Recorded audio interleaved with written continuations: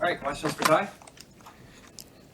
Hey, Ty, I was asking Ben this. I mean, what do you remember about last year, Illinois week? Just kind of how that was somewhat of a turning point with Coach Rule here to kind of overcome the week before against Michigan and then win on the road. Yeah, it was a rough week of practice last year for us, especially after that Michigan game.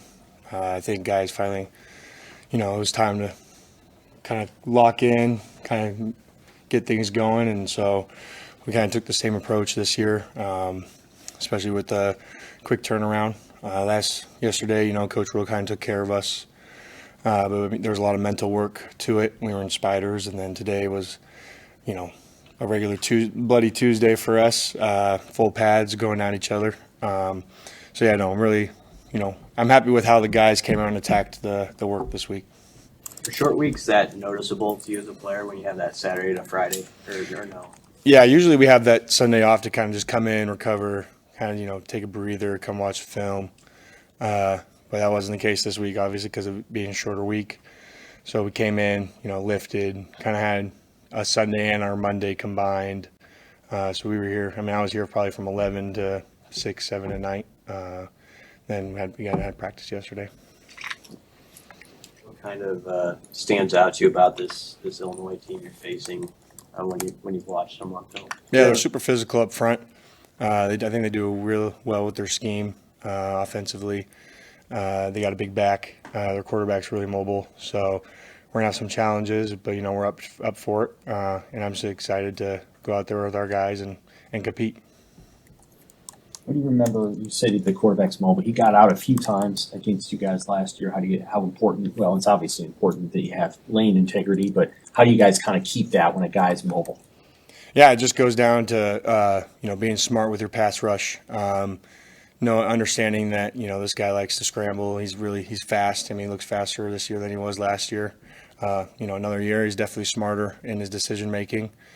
So it's just communicating with whoever you're rushing with. So for me, for instance, I might talk to MJ a little bit, just telling him I might decide to hit a speed rush up the field so he can cover me and come underneath just in case for that step up, or I tell MJ to go ahead and do whatever move you want to do. I'm going to be right here for you. So if he gets out, then I'll kind of be there to cover him. Some of your younger pass rushers, like Prince, they have to feel fast. Can that be challenging at times with the speed with which they get up there to know that quarterback might be coming right at you after even a second? Well, it's just kind of understanding who you're playing with. So, MJ, he's going to be more of a power rusher, right? So I kind of understand that he's going to get the quarterback to step up just enough for him to be in my lap. But with like you said with Princewell, he gets so far up the field because he's just so fast. It makes me have to be all right, this guy's going to step up a little bit faster because Princewell's going to get there a little bit quicker. So I have to be more ready for my pass rush move to win, or working from B to A to B type of deal. It's sellout 400. You've been here since 2019. What are your memories of just the sellout streak at the fan base, just in your time at Nebraska? Yeah, no, the fans here, there's I know they say there's no better place, but I really believe that. I've always, told how appreciative I am of the support that the fans gave us over the last 6 years I've been here. I felt like there's never been a drop. It was definitely weird, during COVID, not being able to have everyone in there, but just to be able to play in front of these people who, pour their heart and soul into us and, just want us to win so badly and just, be good. I think it's just awesome to be able to go out there and represent.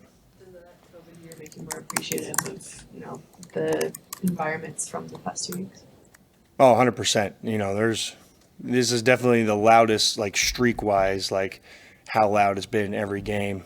Usually I'm able to hear kind of what the offense is saying, and now I got to kind of lean in and kind of put my ear so it looks like I'm listening to them, and so they might, be a little bit more quieter, or, they talk about it in the huddle or whatever. But, the atmosphere this year has been absurd. It's been insane. You guys like this run of night games 3 in a row like this? Has it been kind of fun to be under the lights? Yeah, I always love night games, but, sitting around in the hotel all day is kind of challenging just because, I know a lot of guys have also said, you don't want to get hyped up too quick. Then you don't have any juice for the game later. But, being able to play a night game in front of everybody and I think it adds an extra layer of that atmosphere that Nebraska brings. Well, some guys go to classes Friday on the team. I mean, you talk to anybody what school is still going on, or will you guys be able to just do your normal Friday routine? I think it'll be normal Friday. I think the academics is taken care of, sending out emails saying, whatever. I mean, you still have to get your work turned in, right? They usually are pretty good at having that whatever's due that day done, by today or something like that. So they make sure everything's handled academic-wise before we can go focus on football. Ty, how much do you think getting Jamari back is going to help with playing that level of physicality on the line? Jamari, he brings this kind of unnatural juice to the defense, I think. And, it might have been something we were lacking last week, just kind of we're a little dull. I don't think anybody, didn't want to go out there and play, right? But I think he brings this kind of spark and energy that definitely fits well within our defense. It feels like Kai's been playing some good football, and he had that red shirt last year. It sounds like Riley's going to do the same thing this year. How have you seen him jump? And also, what does it say to you that guys are willing to kind of accept that and see the bigger plan? Well, I mean, from me personally, I redshirted also, right? So just to be able to tell those guys, look, another year of development where you can go against, the one offense every single day just to get better and hone your craft. Because, I believe we have one of the best offenses in the Big Ten, if not the country. So to be able to get reps against those guys is, you can't really compare it to anything else when we just go over there to scout team. Those guys work their ass off over there on scout team, but to go against the ones is awesome. So, and then, like you said, Kai's had a big jump. I think just mentally he's grown up a little bit. So to watch him go out there and do his thing and figure out, how different practice is to a game, what that kind of environment, like in practice you might get a redo or we have to redo a play and you get to work on it again, but that's not how it goes in the game. How do you describe your relationship with Matt Rule? He was very complimentary of you yesterday and even went so far to say that players like you are the reason he coaches. Yeah, me and Coach Rule have a great relationship. When he first got here, I wasn't really too sure, but, about 2 weeks in with the things he was saying and how he wanted to, lead this team, I was bought in from that moment. And I just think that it just goes to show, buying in, and now here we are in year 2. I mean, that's the reason why I came back, because I knew it was going to work. So just to be able to see it come true is awesome. And yeah, so the relationship with me and him, like back and forth, we go back and forth on the field. I'll stop by his office just to chat with him for 5 minutes or whatever before meetings, and then yeah. Coach Rule used you as an example with redshirting Riley this season, saying that you can be Ty in the future. Like, what did your redshirt year mean for you in your career development? Yeah, so I looked at guys like Stilly.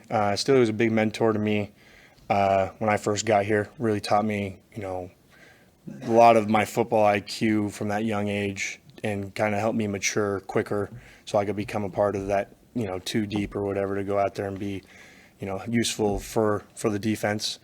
And, going against that offense every day, it was a lot of fun because, yeah, they told me kind of what to do, but they just said really try to mess them up and, just go as hard as you can. So I think it helped me find that motor to kind of, and then, sometimes you don't even have a rotation on scout, so you're taking all of those plays. So then, stamina goes up and conditioning goes up as well.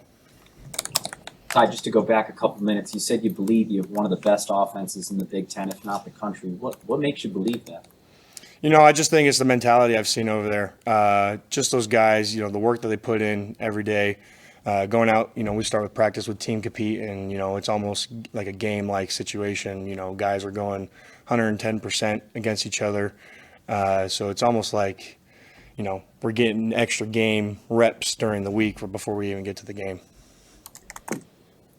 Anything else for Ty? Hey, there was a video of you kind of, with Jack Potenza.